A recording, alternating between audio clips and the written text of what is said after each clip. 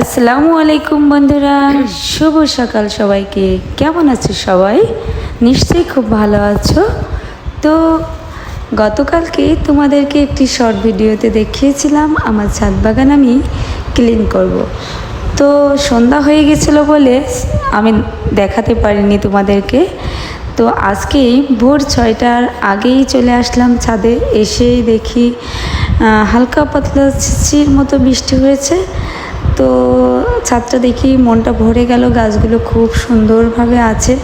আর দেখো আমার ছাদ বাগানটা আমি কেমন করে সাজিয়েছি। এখানে দেখতে পাচ্ছ এগুলো আমার অ্যাডেনিয়াম গাছ, ওগুলোকে এখনও ওর নিজ স্থানে রাখা হয়নি।